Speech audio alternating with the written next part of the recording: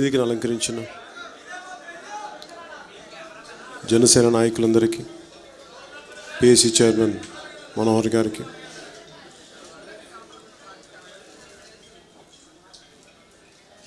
General secretary Shivshankar గారికి, సోదరులు నాబాబు గారికి, ప్రతి ఒక్కరికి పేరు పేరున ప్రతి ఒక్కరికి నా హృదయపూర్వక నమస్కారం. ఇక్కడున్న మా ఆడపడుచులకి, నేను నమ్మే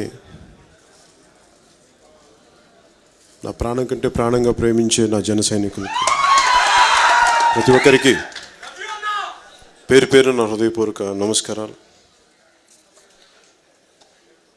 ఇది 2014లో పార్టీ స్టార్ట్ చేసినప్పుడు ఈరోజుకి, అప్పటి నుంచి ఈరోజుకి 6 సంవత్సరాలు నిండి 7వ సంవత్సరంలో అడుగు పెడుతున్నాం. ఈ సందర్భంగా మీకు ఒక విషయం తెలియజేయాలనుకుంటున్నాను. నేను సినిమాలోకి రాకముందు నన్ను అడిగింది ఏంటంటే, ఈ అబ్బాయితోటి, అప్పుడు ఇంకా నేను ఇంకా ఈ అబ్బాయితోటి సినిమా తీస్తే అసలు ఎంత బడ్జెట్లో తీయచ్చని అడుగుతున్నప్పుడు, 1 కోటి రూపాయలు 70-80 లక్షలు సినిమా తీస్తే చాలా గొప్ప అబ్బాయితో. అంటే ప్రతి ఒక్కరూ నా స్థాయిని పరిమితం చేసేవాళ్ళు. నా స్థాయిని జనరల్గా ఒక ఇతని స్థాయి ఇంతని పరిమితం చేస్తారు. నేను ఎప్పుడు ఏం నమ్ముతానంటే, మన స్థాయి, నేను ఎవరి స్థాయిని నేను జడ్జ్ చేయను. నేను మీ స్థాయి ఇది నేను ఎప్పుడు చెప్పను. ఎందుకంటే ఎవరిలో ఏ శక్తి దాగుందో నాకు తెలియదు. కాబట్టి నీ స్థాయి ఇంతే నేను ఎప్పుడు మాట్లాడను. అలాగే ఆ రోజున నేను కనుక వాళ్ళ మాటలే కనుక ప్రభావితం అయ్యి, నా స్థాయి ఇంతే, వాళ్ళు మీరు చెప్పారు కాబట్టి నా స్థాయి ఇంతే నేను డిసైడ్ చేసుకుని ఉంటే, ఇంతమంది ప్రజల అభిమానం, ఇంత మీ గుండెలో నాకు స్థానం ఉండేది కాదు. నిజంగా వాళ్ళ మాటలే కానీ నేను నమ్ముంటే, నేనేం నమ్మానంటే నేను భగవంతుడు నాకు ఇచ్చిన ఈ బాబు ఆపమ్మా కొంచెం బాబు, భగవంతుడు నాకు ఇచ్చిన ఈ జీవితాన్ని, నాకు ఎంత, నా కెపాసిటీ ఎంతో, దానికి సంపూర్ణంగా పనిచేద్దామని ఉద్దేశంతో నేను ఒక అడిగేస్తాను. అది ఏ పని ఇచ్చినా కానీ. ఒక యోగి ఆత్మకథ అని చదువుకుంటున్నప్పుడు, ఇప్పుడు 10th క్లాస్లో, అందులో నాకు ఒకటి చాలా ప్రభావితం చేసింది. అంటే నీకు ఏ పని చేసినా, అంటే నీకు ఇల్లు ఊడ్చే పని నా పని అనుకున్నప్పుడు, ఎంత శుభ్రంగా ఇల్లు ఊడుస్తానా అంత శుభ్రంగా చేయంతే. అంటే పనికి మటుకు వెనకాడికి ఏ పని అయినా సరే సంపూర్ణంగా చేశాను. అలాగే నాకు నటుడిగా నాకు ఒక పని ఇచ్చినప్పుడు దాన్ని సంపూర్ణంగానే చేశాను. ఎవరో ఇచ్చిన పరిమితులు నేను తీసుకోలేదు. నా పరిమితులు ఏంటో నాకు తెలుసు. మీరెవరు నా పరిమితులు డిసైడ్ చేయడం అనుకునేవాడిని. అలాగే జనసేన పార్టీ పెట్టినప్పుడు 2014లో నేను ఎప్పుడు అనుకూల పరిస్థితులు ఎప్పుడు ఏ పని చేయలేదు. నేను ఎప్పుడు నా జీవితంలో అన్నీ నాకు ప్రతికూల పవనాలు ఉన్నప్పుడే నేను పని మొదలుపెట్టాను. అంటే నాకు అన్ని ఎదురు తిరిగే పరిస్థితుల్లో, విపత్కర పరిస్థితుల్లో, తండ్రి ముఖ్యమంత్రులయ్యో, బంధువులు ముఖ్యమంత్రులయ్యో, ఇలాంటి నేపథ్యంలో నేను రాలేదు. 2014లో జనసేన పార్టీ ఆవిర్భావానికి ముఖ్య కారణం, ఒక ప్రాంతంలోని నాయకులంతా ఇంకొక ప్రాంతం ప్రజలని విచక్షణారహితంగా తిడుతూ ఉంటే ఒక్కళ్ళు మాట్లాడలేదు, అందరూ భయపడిపోయారు, ఇంకోటి చేశారు. అంటే ఈ రోజున వైసీపీ చేస్తున్న తప్పు ప్రజలందరిది ఎలాగ అవుతుంది? ఒక ముఖ్యమంత్రులు లేదంటే వాళ్ళ పాలకవర్గం చేస్తున్న తప్పులు ప్రజలందరికీ అంటగడితే ఎట్లాగది? అలాగే ఆ రోజున ఆంధ్ర పాలకులు ఎవరైనా వాళ్ళు పాలించిన తప్పులకి, వాళ్ళు పెట్టిన పాలసీలకి ఆంధ్ర ప్రజలనే మాట్లాడతారేంటి? ఎవరు మాట్లాడరేంటి దీని మీద? అంటే నాకు అర్థమైంది ఏంటంటే, అర్థం కాలేక కాదు, ఎవరికి ధైర్యం లేక దాడులు చేస్తారేమో ఆయన మాట్లాడితే. అంటే ఏం కావాలి సమాజానికి, ఏం కొరబడింది సమాజంలో అంటే ధైర్యం కొరబడింది. అందుకు 1000 కోట్లు ఉన్నాయి ఒక్కొక్కళ్ళకి, 1000 కోట్లు ఉన్నాయి, తక్కువ లేవు ఎవరికి. 1000 ఎకరాలు, 1000 కోట్లు, కానీ మనుషుల్లో, సగటు మనుషుల్లో ధైర్యం పోయి చచ్చిపోయింది. నేను జనసేన పార్టీ పెట్టింది, ముఖ్యమంత్రులు అవుతామో లేదో తెలియదు, పార్టీ ముందుకెళ్తో లేదో తెలియదు, కానీ ఈ పిరికి సమాజానికి ధైర్యం నూరిపోయడానికి వచ్చాను. జనసేన పార్టీ అందుకు పెట్టాను. నిజంగా ఇంకోటి, చిన్నప్పటి నుంచి నాకు బాగా విసుగైంది ఏంటంటే, క్రిమినలైజేషన్ ఆఫ్ పాలిటిక్స్.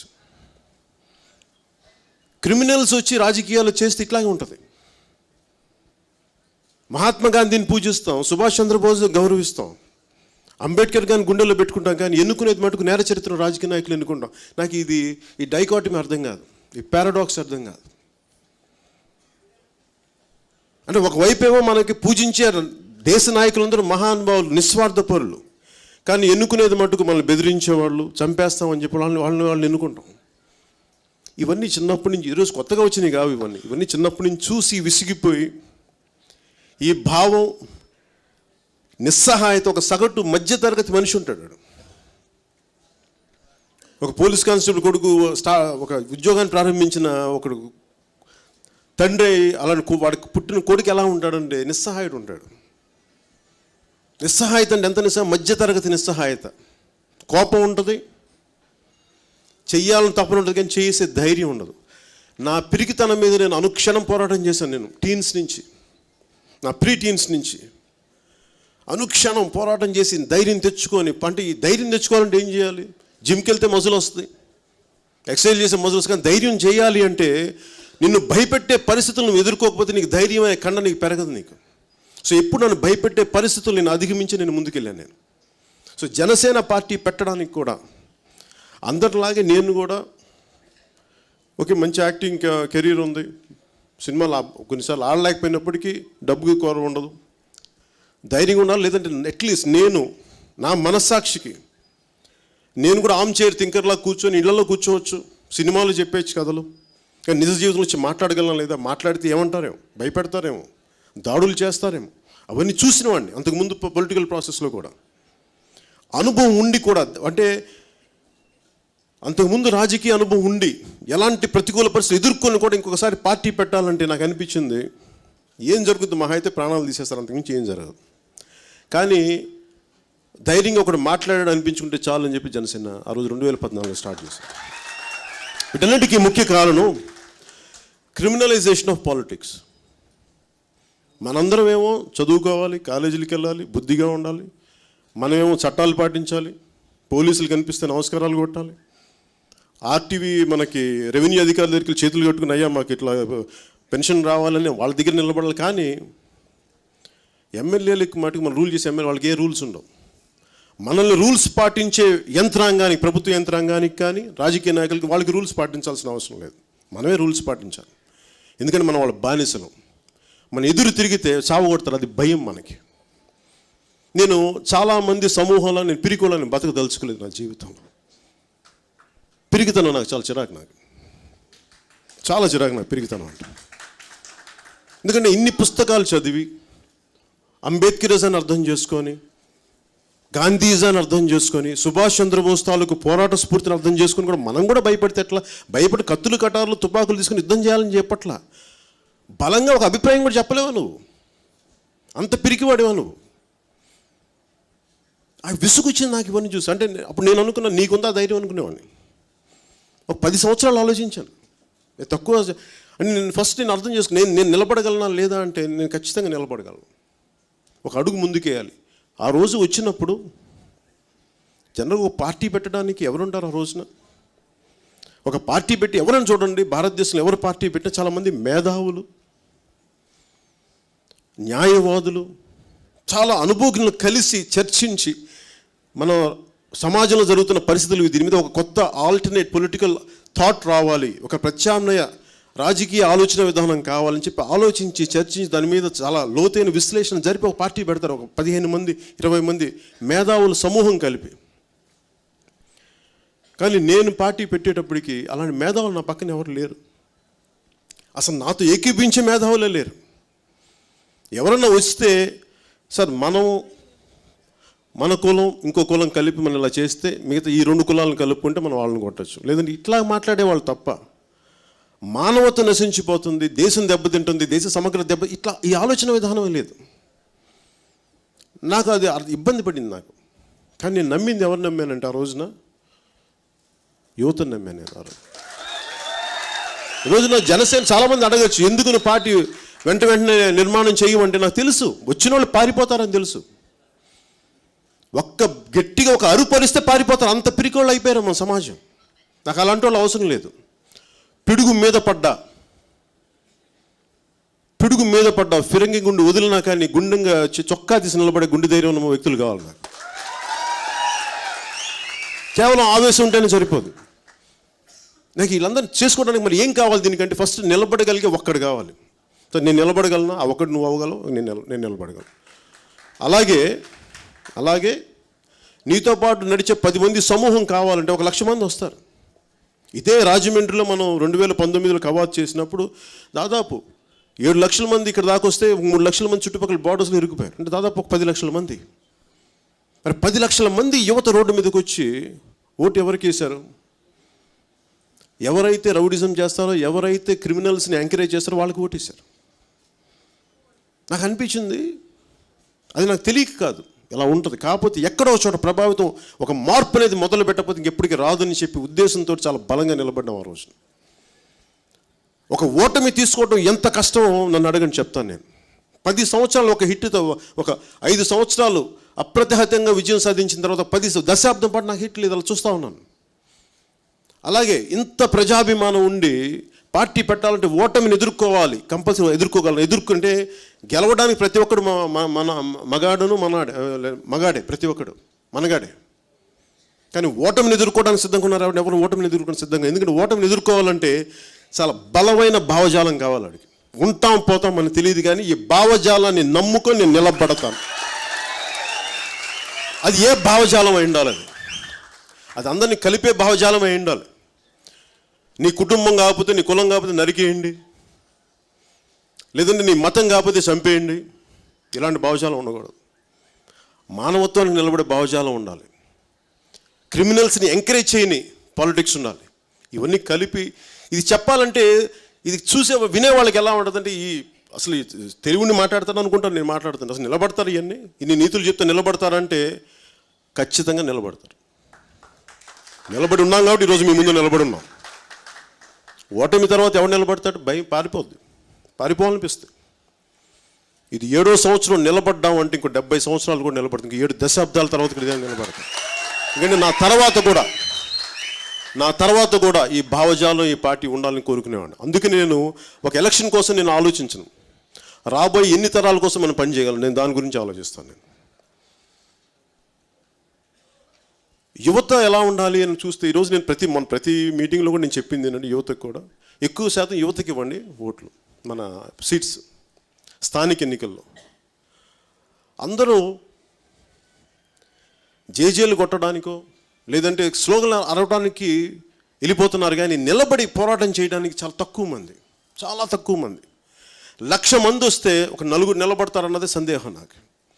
కానీ రేపొద్దున 4 ఆ 1,00,000 మందిని మార్చేయగలరు. 1,00,000 మంది మెదళ్ళని, నాయకుడు అనేవాడు ఎలా ఉండాలంటే 1,00,000 మంది మెదళ్ళని కదిలించగలిగే శక్తి ఉన్నాడే నాయకుడు.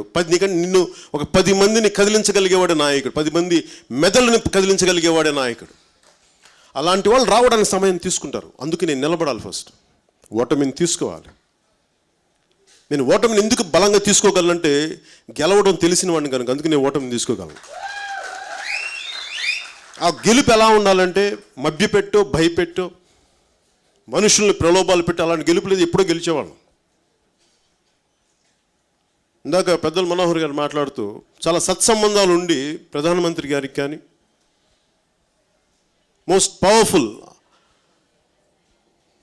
వల్లభాయ్ పటేల్ గారి తర్వాత అంత బలమైన హోంమంత్రి మళ్ళీ మనకి అమిత్ షా గారిలో చూస్తాం మనం.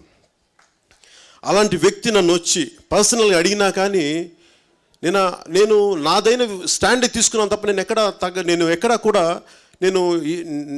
తగ్గలేదు.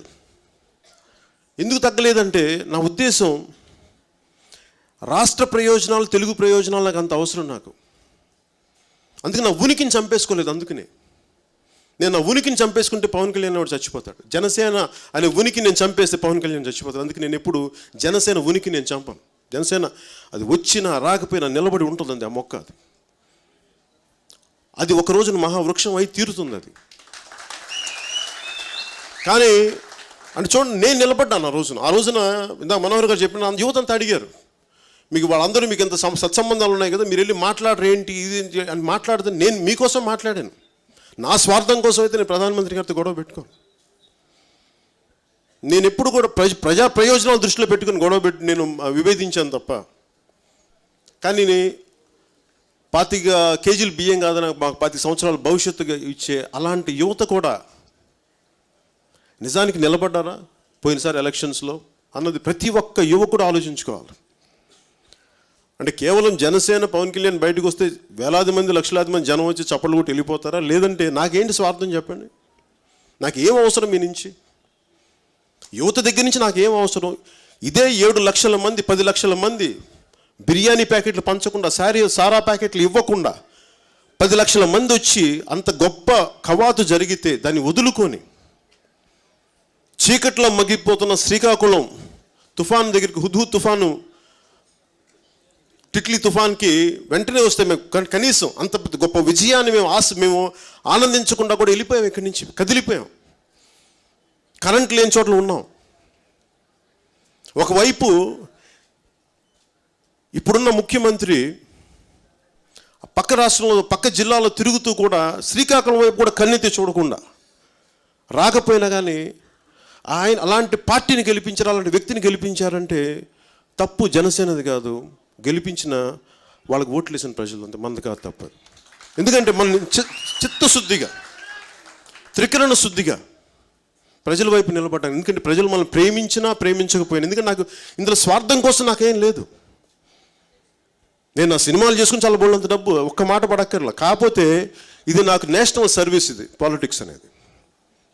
ఎందుకంటే నేను అంబేద్కర్ గారిని మేము గుండెల్లో పెట్టుకున్నప్పుడు, గాంధీ గారి ఆశయాల్ని ముందుకు తీసుకెళ్లాలనుకున్నప్పుడు, సుభాష్ చంద్రబోస్ స్ఫూర్తిని, పోరాట స్ఫూర్తిని ముందుకు తీసుకెళ్లాలనుకున్నప్పుడు కేవలం నా స్వార్థం కోసం నా పని నేను చేసుకుని సరిపోద్ది. దేశానికి సర్వీస్ కూడా చేయాలి, నేషనల్ సర్వీస్. జనసేన పాలిటిక్స్లో ఉందంటే it's a part of national service అది. అందుకని మనం మిగతా వాళ్ళకి వెళ్ళిపోయి కాంట్రాక్టర్ డబ్బులు సంపాదించుకోవాలి, మనం అలాంటి నీచంగా మనం చేయలేము అవన్నీ. నాకు నైతిక బలం రాదు అలా ఏం చేసినప్పుడు. మన పని మనం చేసుకుంటూనే రాజకీయాలు చేయాలి. Politics is a national service అది. సో ప్రతి యువకులకి పెద్దలకు కూడా నా ఉద్దేశం, నా విజ్ఞాపన ఏంటంటే, ఏదో వెంటనే పదవి వీటికి కాకుండా ఒక నేషనల్ సర్వీస్గా చూడండి దీన్ని. ఇది చాలా అవసరం. ఇది ఒక స్థానిక ఎన్నికల్లోనే ఇంత పార్టీ క్రైమ్ తీసుకుంటే, ఇంత పార్టీకి నేరాలు జరుగుతూ ఉంటే ఎవరు మాట్లాడతారు? స్వయంగా పోలీసులే కూర్చొని బెదిరిస్తూ ఉంటే ఎట్లాగా? పోలీసులు అదుపు చేయాల్సిన వ్యవస్థే వాళ్ళకి అండగా ఉండి, వాళ్ళ తప్పులు పొలిటికల్ వ్యవస్థ చేస్తే పోలీసులు ఎదురు తిరగాల్సిన పోలీస్ వ్యవస్థ వాళ్ళకి అండగా నిలబడితే, కోర్టు ప్రశ్నిస్తున్నా కానీ స్పందించని ప్రభుత్వాలు, ఇంత అస్తవ్యస్తంగా అయిపోయినప్పుడు దీన్ని ఎవరు సరి చేయాలి? దీన్ని మనమే సరి చేయాలి. దీన్ని మనలో అంటే 1,00,000 మంది భయపడే వాళ్ళు ఉంటారు, కానీ 10 మంది, నేను ఇంతమంది ఈరోజు ఇంతమంది ఉన్నారు వీళ్ళల్లో, మిమ్మల్ని అడిగేది కనీసం వింటున్న వాళ్ళు కానీ, చూస్తున్న వాళ్ళు కానీ, ఇక్కడ ఉన్న వాళ్ళు కానీ ఒక్కళ్ళు కదిలినా చాలు, ఒక రోజున రాష్ట్రం కదులుద్ది. దాని ప్రభావం దేశం మీద పడుతుంది. నేను మిమ్మల్ని కోరుకున్నది కూడా అదే. ఈరోజు నేను నిలబడి ఉన్నానంటే దెబ్బలు తిని కూడా మేము నిలబడే ఉన్నాం. సుఖమైన ప్రయాణం చేయలేదు ఇన్ని సంవత్సరాలు. మేము చాలా ఇబ్బందికరమైన ప్రయాణం ఎప్పుడు చెప్పుకోలేదు. ఎందుకంటే నిలబడి ఉన్నాం అని చెప్పడానికి చాలా ఇబ్బంది. నిజాయితీగా ఉంటే ఇంత దెబ్బలు ఉంటాయి ఒక మనిషికి. నీతి నిజాయితీలతో ఇంత దెబ్బలు పడతాయి, ఇంత దెబ్బలు తింటామా మనం అంటే? ఇలాగే ఉంటుంది సమాధానం. నాకు ఇదే వచ్చింది, ఇది ఇట్లాగే ఉంటుంది. ఇది తెలియక తెలిసి గుండె ధైర్యంతోనే వచ్చాం రాజకీయాల్లోకి. మనతో పాటు వస్తాం, టికెట్లు తీసుకొని కూడా ఆఖరి నిమిషంలో వేరే పార్టీకి, వైసీపీకి వెళ్ళిపోతే మనం ఏం చేయగలం? వీళ్ళని రాజోళ్ళని కాదు, ఎక్కడైనా సరే. అంటే ధైర్యం లేదు ఎవరికి. అంటే ఒత్తిడి పెట్టుకొని విలువలాడిపోతున్నారు. నాకు ఇలాంటి వ్యక్తుల సమూహం నాకు అవసరం లేదు. నాకు నిలబడే 10 మంది చాలు. నాకు నిలబడే 10 మంది యువకులు, నిలబడే 10 మంది ఆడపడుచులు, నిలబడే 10 మంది పెద్దలు చాలు. నాకు లక్షలాది మంది అవసరం లేదు. ఎందుకంటే సమాజానికి నిస్వార్థంగా ఆలోచించే నాయకులే అవసరం అవుతుంది భవిష్యత్తులో. ఈరోజున ఇంతమంది వచ్చారు బయటికి. ప్రతి ఒక్కళ్ళు ఎంపీటీసీ దగ్గర నుంచి, జెడ్పీటీసీల దగ్గర నుంచి, ఎంపీలు అందరి దాకా కనీసం 1 కోటి నుంచి 70, 100, 150 కోట్లు ఖర్చు పెట్టిన వాళ్ళు అందరూ, ఖర్చు పెట్టబోయే వాళ్ళు, ఖర్చు పెట్టిన వాళ్ళు, వీళ్ళందరూ ఏం చేస్తారు? తిరిగి ఖర్చు పెట్టిన డబ్బులు వాళ్ళు పెట్టుబడి. ఇది వ్యాపారం అయిపోయింది రాజకీయాలు. వ్యాపార స్థాయి దాటి ఇది సర్వీస్ స్థాయికి వెళ్ళాలని మనస్ఫూర్తిగా జనసేన కోరుకుంటుంది. జనసేన అలా నడుస్తుంది.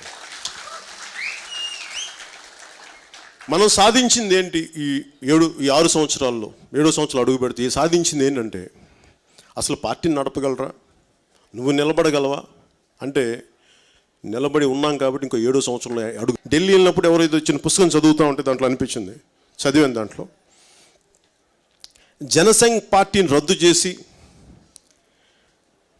జనతా పార్టీలో కలిపేశారు ఆ రోజున. అదే జనసంఘ్ అంటే వాళ్ళు ఆ రోజున మనం ఎందుకు లేదు, మన పార్టీ ఉనికి తీసేసి ఒక అందరం కలిపి ఒకటే పార్టీ పెడదామని అనుకున్నప్పుడు చాలా ఆలోచించారంట.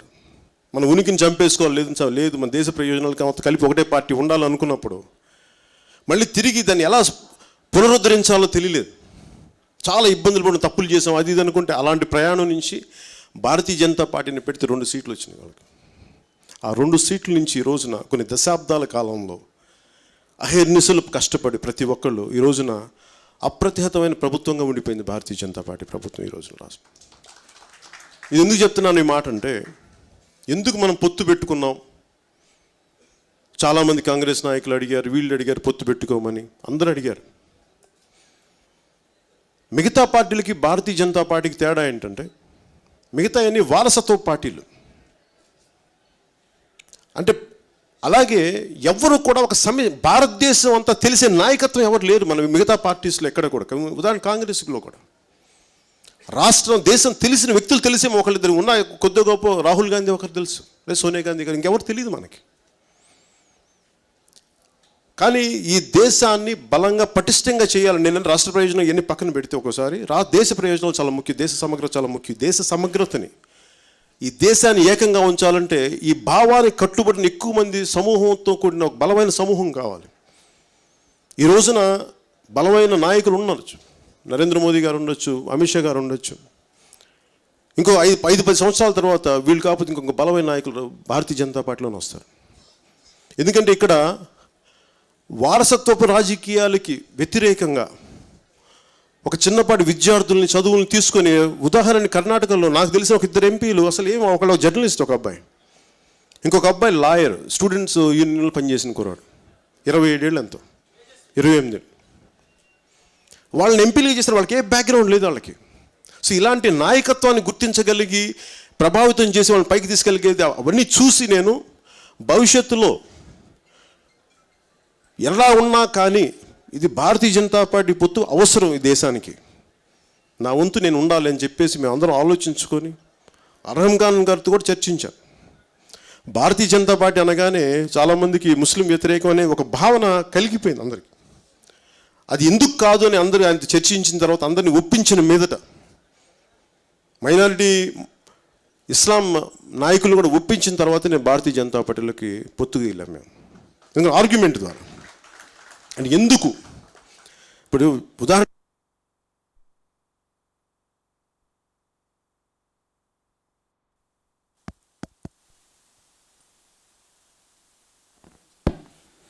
వైసీపీ నాయకులు కూడా ఢిల్లీ వెళ్ళి పొత్తు పెట్టుకుంటారు, మళ్ళీ ఇక్కడికి వచ్చి మేము ఈ వాళ్ళు చెప్పి పథకాలకి మేము వ్యతిరేకం అని చెప్పి మళ్ళీ ఇక్కడ కొత్త పాలసీలు పెడతా ఉంటారు. ఇక్కడ వాళ్ళ దగ్గరికి వెళ్ళేమో కాళ్ళు పట్టుకుంటారు, ఇక్కడికి వచ్చేమో మళ్ళీ మేకపోతే గాంభీర్యం చూపిస్తుంటారు. నేను అలా చేయదలుచుకున్నాను. ప్రజలు కూడా వీళ్ళు నమ్ముతా ఉంటే సంతోషం, నేనేం కాదను. ఎందుకంటే ప్రజలందరికీ కూడా చాయిస్ వాళ్ళది. నేను మీకున్నది ఈ రోజున మనకి జనసేన పార్టీ సాధించింది మీ దృష్టికి తీసుకొస్తా ఉన్నాను. అందరూ వదిలేసిన సమస్యల్ని, ఎవ్వరు పట్టించుకుని సమస్యల్ని నిస్వార్థంగా ఓటమికి గురై దెబ్బలకు గురై అలాంటి పరిస్థితుల్లో ఒక ఆడపడుచు వచ్చి, దివ్యాంగురాలు వచ్చి ఒక 2-3 నెలల క్రితం అన్న మేము నా బిడ్డని ఒక 14 ఏళ్ళ బిడ్డని చంపేశారన్న, స్కూల్కి వెళ్ళిన బిడ్డ శవమై తిరిగి వచ్చిందన్న. అప్పుడున్న అధికార పార్టీ తెలుగుదేశం పట్టించుకోలేదన్న, ఇప్పుడు వచ్చిన అధికార పార్టీ వైసీపీ పట్టించుకోలేదన్న. న్యాయం చేయమంటే ఒక ఓడిపోయిన పార్టీగా నాకు ఎంత నిస్సహాయత ఉందో మీకు చెప్పలేను నేను ఆ రోజున. అదే ఆ రోజు వీడియో చూస్తే కూడా మీకు నా కళ్ళలో అదే ఉంటుంది, నిస్సహాయత. ఇది ఏమీ చేయలేని నిస్సహాయత. కళ్ళ ముందు బిడ్డకి అన్యాయం జరిగింది అంటే నేను ఆవిడ స్థానంలో ఉంటే నేను ఏంటి అనేది ఆలోచించాను ఆ రోజున. జనసేన అలాంటి నిస్సహాయులకి అండగా నిలబడే పార్టీ జనసేన. అంటే ఓట్లు వేస్తారా, ఓట్లు వెయ్యరా, నాకు నిజంగా తెలియదు. ప్రజలు మనల్ని వదిలేయలేమో కానీ మనం ప్రజల్ని నేనైతే ప్రజల్ని వదలను. ఎందుకంటే ఆవిడ నిస్సహాయత చూసి, ఇప్పుడు దిశ మర్డర్ కేసులో ఒక రౌడీలు కాబట్టి కాల్చి పిలిచి చంపేశారు, ఫేక్ ఎన్కౌంటర్ చేశారు, చంపేశారు. అందరం చప్పట్లు కొట్టాం. కానీ ఒక రెసిడెన్షియల్ స్కూల్కి వెళ్ళి చదువుకొని తిరిగి రావాల్సిన బిడ్డ రేపుకు గురై, 14 ఏళ్ళ బిడ్డ రేపుకు గురై చచ్చిపోతే దాని గురించి ఎవరు మాట్లాడరు. పోలీస్ శాఖ సపోర్ట్ చేయదు. పంచనామా అన్నీ కూర్చోబెట్టి క్లియర్గా రేపుకు గురైన అమ్మాయిని అన్నీ రాసినా కానీ, అన్ని ఆధారాలు ఉన్నా కానీ ముందుకెళ్ళరు. మరి వీళ్ళని ఏం ఎన్కౌంటర్ చేయాలి వీళ్ళని? ఎందుకంటే వాడు రేప్ చేసిన వాడు ఒక క్రిమినల్ లేదంటే ఒక మావులైతే చంపేయచ్చు, ఈజీ, విజిలాంటీ జస్టిస్ చేయొచ్చు. ఇలాంటి వాళ్ళని ఎలా చేస్తాం? దీనికి సిస్టంలోనే మార్పులు రావాలి, వ్యవస్థలోనే మార్పులు రావాలి. వ్యవస్థలో మార్పులు రావాలంటే మనలాంటి వాళ్ళందరూ బయటికి రావాలి, మనలాంటి వాళ్ళందరూ బయటకు వచ్చి మాట్లాడాలి. అలా మాట్లాడబట్టే ఈ రోజున సుగాలి ప్రీతి కేసు సిబిఐ దాకా వెళ్ళింది. జనసేన లేకపోతే ఆ కేసు మనకి ఎప్పటికీ బయటికి రాదు. అనేక వేలాది కేసుల్లో అదొకటే అయిపోయింది. కానీ ఈరోజు ఎందుకు అంటే, ఒకసారి ఒక కేసు ఎందుకు పట్టుకుంటామంటే చాలామందికి స్ఫూర్తి ఇవ్వాలి. అది అనేక మంది రెసిడెన్షియల్ కళాశాలల్లో ఆడబిడ్డలు స్వయంగా నాకే చెప్పారు. నేను అరకుకి వెళ్తే, అన్న ఇక్కడ మమ్మల్ని హాస్టల్స్లో మాకు రాళ్ళు ఇసిరేస్తారన్న చాలామంది ఆకతాయిలు వచ్చి, రెసిడెన్షియల్ కాలేజ్ బిడ్డలు. అలాంటి వాళ్ళందరికీ భయం వేయాలి. పోలీస్ వ్యవస్థ ఉంది, ఇంకా పౌర సమాజం చాలా బలంగా ఉంది, అన్యాయం జరిగితే ఎదుర్కొనే వ్యవస్థ ఉంది, ఇంకా ప్రజలు ఉన్నారు ఆ ధైర్యం ఇవ్వడానికి. అది నిజంగా మీరెవ్వరు కానీ చాలామంది ఆ రోజు జన సైనికులు అనంతపురం కర్నూలు కానీ రాకుండా కానీ ఉండుంటే నాకు కూడా అంత ధైర్యం ఉండేది. నాకు నమ్మకం ఏంటంటే, ఓట్లు వేసినా వేయకపోయినా ఇంకా యువతలు ఇంకా అగ్ని ఉంది, ఆ మంట ఉంది, న్యాయం జరగాలన్న ఒక వేదన ఉండబట్టి అంతమంది వచ్చారు ఆ రోజున. దాదాపు 25,000 మంది పైగా, 30,000 మంది పైగా వచ్చారు ఆ రోజున అనంతపురం సభకి. అంతమంది రాబట్టే రాష్ట్ర ప్రభుత్వానికి వేరే గత్యంతరం లేకుండా దాన్ని సిబిఐకి అప్పగించింది ఆ కేసుని. ఇది ఒకటే కాదు, ఇది ప్రతిదీ కూడా. మన గోదావరి జిల్లా రైతులకు అన్యాయం జరిగినా, గిట్టుబాటు ధర రాకపోయినా, అలాగే అమరావతి రైతులకి వాళ్ళకి ఇవ్వాల్సిన బకాయిలు ఇవ్వకపోయినా, అనేక ప్రత్యేక పరిస్థితుల్లో కూడా. అంతేగాని మనం తెలుగుదేశం ప్రభుత్వం సపోర్ట్ చేశాం కానీ అందుకని వాళ్ళు మాట వింటారని కాదు. ఈరోజు వైసీపీకి వాళ్ళు ఇండివిజువల్గానే వచ్చారు. కాకపోతే అంటే ప్రజల తాలూకు మన ప్రజల్ని ఉత్తేజపరిచి వాళ్ళందరూ ఏకతాటిపైన తీసుకురాగల శక్తి జనసేనకు ఉంది. ఈ రోజున మనకి ఒకే ఒక ఎమ్మెల్యే ఉండొచ్చు, ఆయన ఈరోజు ఉన్నారా లేదని ఆయన మనస్సాక్షికి అది నేను వదిలేస్తున్నాను. అలాగే ఈరోజున జనసేన స్థానిక ఎన్నికల్లో వైసీపీ ప్రధాన ప్రత్యర్థి అయిన ఎక్కువ మంది ఎమ్మెల్యేలు ఉన్న వాళ్ళ పార్టీని వదిలేసి జనసేన మీద పడుతున్నారంటే ఎందుకు భయం అంటే మన బలం ఉండబట్టి వాళ్ళు భయపడుతున్నారు. అందుకని ఎవరినో రానివ్వండి, వెళ్ళిపోనివ్వండి, కానీ లార్డ్ టెన్నిసన్ పోయిం లాగా men may come men may go but I go on for ever. వచ్చేవాళ్ళు రానివ్వండి, పోయేవాళ్ళని పోనివ్వండి, కానీ మనం మటుకు నిరంతరంగా నడుస్తూనే ఉందా, నిరంతరంగా ప్రవహిస్తూనే ఉంది. ఈ రోజున ఎన్ని దాడులు అంటే, ఉదాహరణకి పార్టీ జనరల్ సెక్రటరీ బొలిశెట్టి సత్య గారి మీద, పిఏసీ సభ్యులు హరిప్రసాద్ గారి మీద, నేను చిత్తూరులో సంఘటన, వినీత నగరం గారి మీద ఇన్ఛార్జ్, ఆవిడ మీద నగిరి ఇన్ఛార్జ్, ఆవిడ మీద దాడి, రాళ్ళు విసిరేట్లు, ఎంత ఈ ఫైల్ నేను రాత్రి నుంచి చదువుతూ ఉన్నాను. మొత్తం కోకొల్లల ఇన్సిడెంట్లు ఒక్క జనసేన మీద. అంటే ఏమి ప్రభావితం లేదు, ఏం బలం లేదు అని మన అండర్మైన్ చేస్తూనే మన మీద ఇంత దాడులు చేస్తున్నారంటే, మన మీద ఇంత దాడులు జరుగుతున్నాయి, భౌతిక దాడులు అంటే మనం చాలా బలమైన వ్యక్తులు అని అర్థం. అది దయచేసి అది మీ దృష్టిలో పెట్టుకోండి. అలాగే చాలామంది కొత్త యువతకు అవకాశం ఇద్దాం అనుకుంటే నిలబడిన వాళ్ళందరికీ మనస్ఫూర్తిగా నేను మీకు అభినందనలు తెలియజేస్తాను. పోటీ చేసి నిలబడుతున్న ఇక్కడ ఉన్న మీలాంటి యువత కూడా ఇక్కడ మీలాంటి గుండె ధైర్యం పార్టీకి కావాలి. సో మీ అందరినీ మనస్ఫూర్తిగా నేను అభినందనలు తెలుపుకుంటా ఉన్నాను. భవిష్యత్తులో నేను కోరుకునేది ఒకటి, మీ అందరికీ ముఖ్యంగా యువతకు సంబంధించి, ఒక గొప్ప యోగి ఒక ఊరికి వెళ్తూ అన్ని ఊర్లకి వెళ్ళి ఆయన ఉపన్యాసాలు ఇస్తూ ఉంటారు. ప్రజలను ఉత్తేజపరిచే ఉపన్యాసాలు, సమాజం కోసం ఉపయోగపడి పెట్టుకుంటే ఒక ఊరికి వెళ్తే అక్కడ చెరువుని దాటి వెళ్తూ ఉన్నారంట. ఆయన అన్నారంటే అవసరం లేదు, మన ఇక్కడ ఆగుదాం రాత్రి అంటే అవసరం లేదు, ఇక్కడ యువకులకి మనం చెప్పాల్సిన అవసరం లేదంటే, అదేంటి చాలామంది ఉన్నారు దారి పొడవునా కనిపించారు కదా అంటే, లేదు యువత అయితే ఉన్నారు కానీ చెరువు చూస్తే మొత్తం పాచి పట్టేస్తుంది. అంటే కనీసం దిగి ఈత కొట్టలేని వాళ్ళు, అంటే ఇక్కడ ఉన్న బలమైన చెరువు ఉండి కూడా ఇక్కడ ఏమి అంటే వాళ్ళకి పని లేకుండా ఉన్నారు. చెరువులో పాచి పెట్టిందంటే యువత ఇక్కడ ఏం పని లేకుండా ఉన్నారు. ఇలాంటి యువత అయితే ఉన్న చోట మనం ఉండాల్సిన అవసరం, వెళ్ళిపోదాం పదా అని చెప్పి. ఎందుకు చెప్తున్నానంటే, నేను మిమ్మల్ని నమ్మాను. నేను నా స్వార్థం కోసం రాలేదు, మనస్ఫూర్తిగా నమ్మండి. నా స్వార్థం కోసం నేను రాలేదు. నేను ఇంతమంది చేత నేను మాటలు అనిపించుకోకర్లేదు. మొన్నెవరో కాకినాడలో ఒక నాయకుడు తిట్టినట్టుగా అలాంటి మాటలు నేను అనిపించుకోకర్లేదు. వ్యక్తిగతంగా అలాంటి నా మాటలు తిట్టుండుంటే, పూర్తిగా నేను యాక్టర్ అయినుంటే, అలాంటి మాటలు నన్ను కానీ తిట్టుండుంటే, గతంలో నేను యాక్టర్గా ఉన్నప్పుడు ఎలాంటి పనులు చేసినా అలాంటి పనులు చేసేవాడిని. అలాగే చాలామంది నా తల్లిని దూషించారు. నా తల్లిని దూషించే పదం, ఇన్ని తిట్లు ఎందుకు పడ్డాను? నాకు ఉప్పు కారంతో నా పౌరుషం ఉండదా? నాకు కోపం రాదా? నాకు కడుపు మండదా? ఎందుకు భరిస్తాం ఈ మాటలంటే, నా కోపాన్ని దాటాను కాబట్టి నేను పొలిటికల్ పార్టీ పెట్టాను. దయచేసి మీరు అర్థం చేసుకోండి. దేనికి ఆ కోపాన్ని ఎందుకు దాటానంటే, సమాజం నా కుటుంబం. రేపొద్దున నేను పార్టీ పెట్టకుండా కానీ ఉండుంటే, సుగాలి ప్రీతి గారి తల్లి నా దగ్గరికి వచ్చి ఏడుస్తే నేను నిస్సహాయత ఉండేవాడిని, ఏం చేయలేకపోయావాడిని.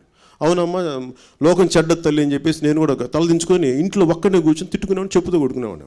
కానీ నాకు ఈ రోజున చాలా తృప్తిగా ఉంది ఓడిపోయినప్పటికీ. ఎందుకంటే నేను ఒక న్యాయం కోసం నిలబడ్డాను. నిస్సహాయాల కోసం, గొంతు కోసం, వాళ్ళకి అన్న మాకు సహాయం అందట్లేదని నిలబడ్డాం. అది ఉద్దానం దగ్గర నుంచి సుగాలి ప్రీతి కేసు వరకు.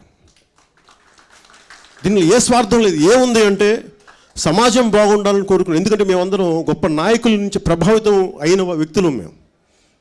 అందుకు నిలబడినాం. ఇందులో ఓటములు ఉంటాయి, గెలుపులు ఉంటాయి, చిత్కారాలు ఉంటాయి, చీదరింపులు ఉంటాయి, అన్ని తట్టుకోవడానికి సిద్ధంగా ఉన్నాం. ప్రతికూల పరిస్థితుల్లో ఇంత బలంగా నిలబడ్డామంటే ప్రత్యర్థి పార్టీలు అందరూ ఆలోచించాలి. మా మీద దాడులు చేసిన, మా కార్యకర్తల మీద కేసులు పెట్టిన, మమ్మల్ని బెదిరించిన, ప్రలోభాలు పెట్టిన, మేము బలంగా నిలబడే సమూహం జనసేన. దీనిదైన రోజు వచ్చినప్పుడు మా సత్తా ఆ రోజు చూపిస్తాం. అప్పుడు దాకా భరిస్తాం. అప్పుడు దాకా భరిస్తాం. 2 వాక్యాలు చెప్పి ముగిస్తాను. ఇది నాకు ఇష్టమైన కవి, హిందీ రాష్ట్ర కవి రామ్ధారి సింగ్ దినకర్ గారు రాసింది.